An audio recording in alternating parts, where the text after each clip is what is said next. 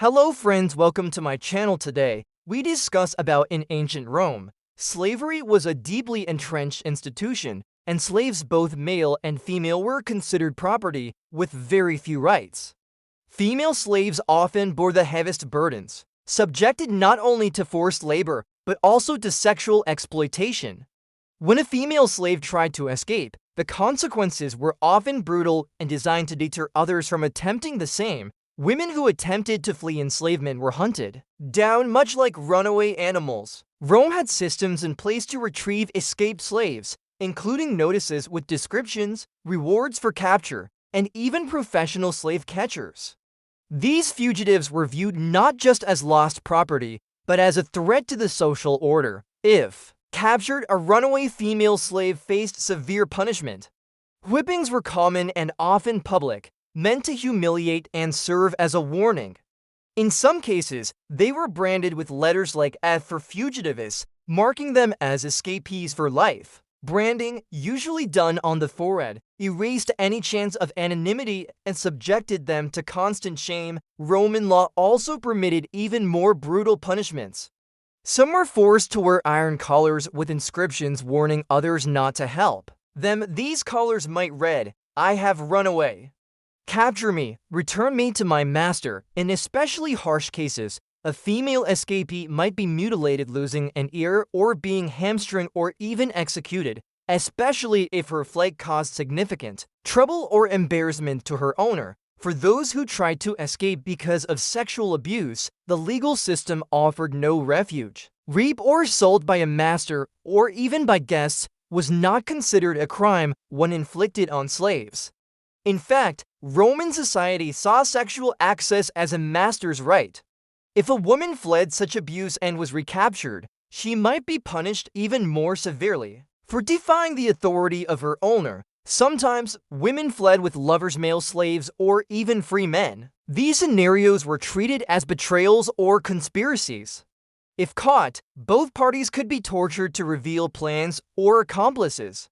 Aiding a slave's escape was illegal and could result in fines or even enslavement of the helper if they were of lower social status. Occasionally, runaway women found refuge in religious sanctuaries or urban slums, where the poor and enslaved often mingled.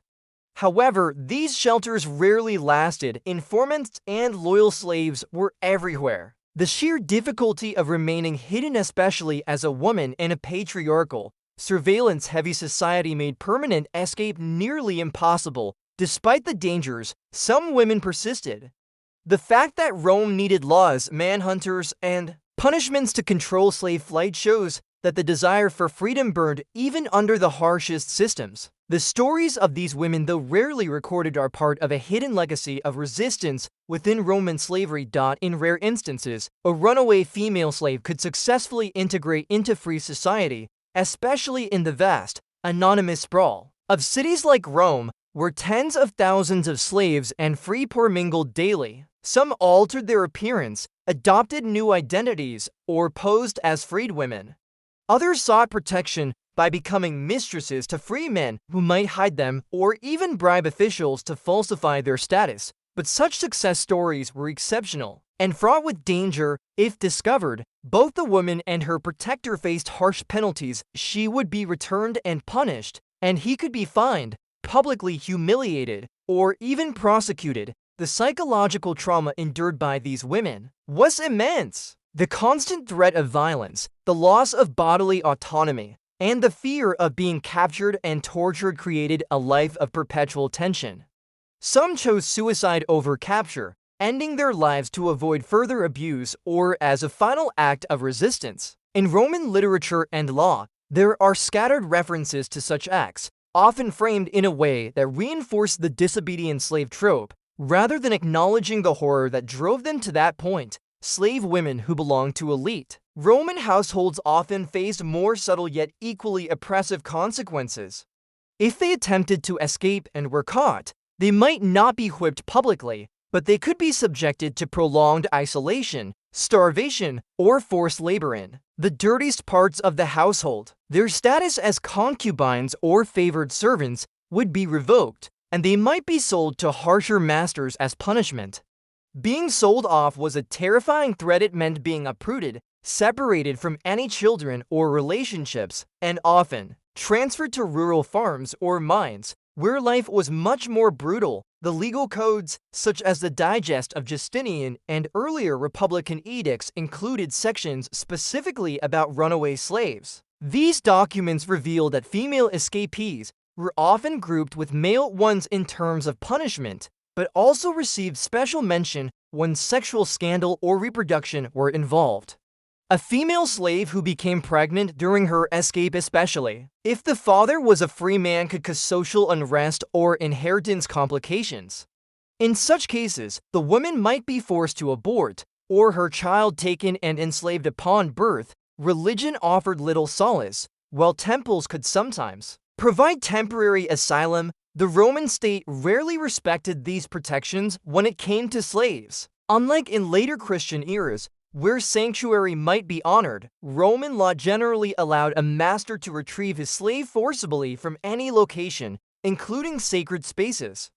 Priestesses and temple attendants, often being from elite backgrounds, were expected to cooperate with authorities rather than shield fugitives.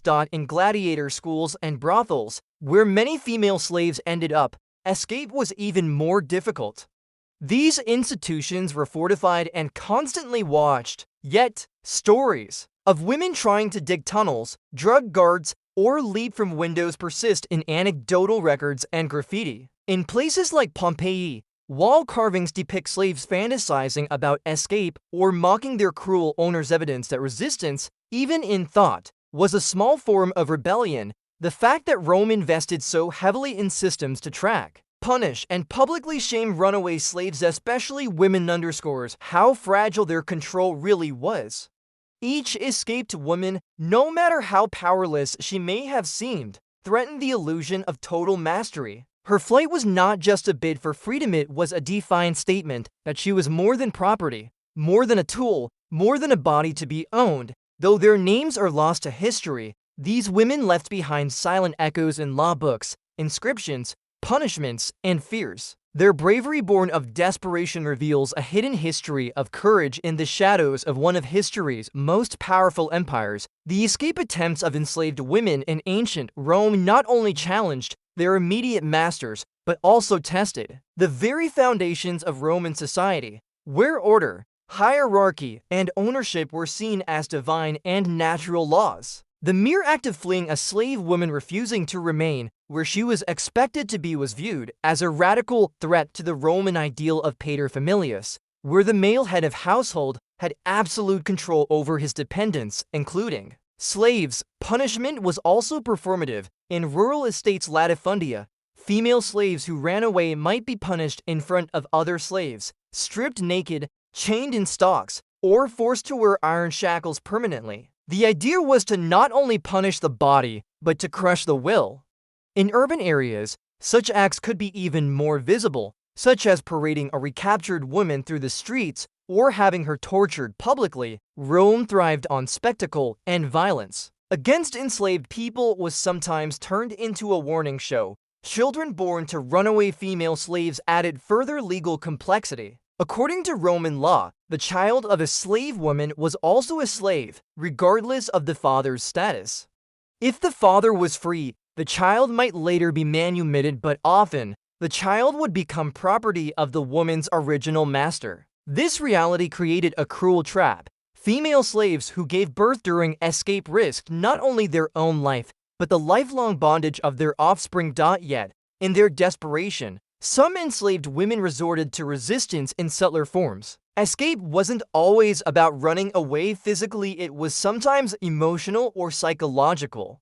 Feigning illness, sabotaging work, withholding affection, passing on stories of hope or freedom to other slaves, these were quiet forms of rebellion. In rare cases, women poisoned their masters, started fires, or incited other slaves to revolt. When such plots were discovered, the response was extreme. Roman law permitted the execution of all household slaves if one among them killed their master, regardless of who was guilty. A brutal reminder of collective punishment designed to eliminate trust and solidarity. Female escapees who managed to reach the frontiers areas like Germania, Dacia, or desert regions in North Africa had slightly better odds of remaining free. Borderlands were often porous, and local tribes, hostile to Rome, sometimes took in escapees. But surviving there meant facing wild terrain, language barriers, and the constant threat of betrayal. Inscriptions left by Roman soldiers occasionally mention recovering female slaves far from their places of origin, proof that Rome's reach was long and unforgiving. Some runaway women eventually earned their freedom legally, though rarely. If they managed to survive long enough under a new identity or gained a sympathetic protector, manumission might follow. Once freed, they could legally marry, own property, and even raise families. But they always carried a stigma, former slaves even. Manumitted ones were considered socially inferior, a freed woman who had onc. Female escapees who managed to reach the frontiers areas like Germania, Dacia, or desert regions in North Africa had slightly better odds of remaining free. Borderlands were often porous, and local tribes, hostile to Rome, sometimes took in escapees, but surviving there meant facing wild terrain, language barriers, and the constant threat of betrayal. Inscriptions left by Roman soldiers occasionally mention recovering female slaves far from their places of origin, proof that Rome's reach was long and unforgiving. Some runaway women eventually earned their freedom legally, though rarely. If they managed to survive long enough under a new identity or gained a sympathetic protector, manumission might follow. Once freed, they could legally marry, own property, and even raise families. But they always carried a stigma, former slaves even. Manumitted ones were considered socially inferior. A freed woman who had once run away could never fully escape her past in Roman eyes. Roman historians and writers, nearly all elite men, rarely wrote about female slaves with sympathy.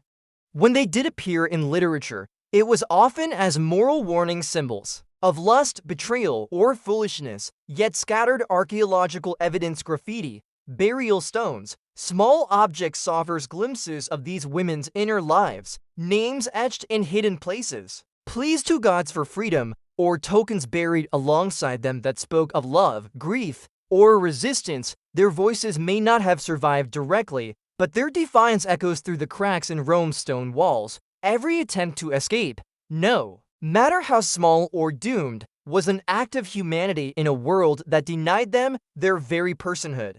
Their history is not one of submission, but of courage beneath chains.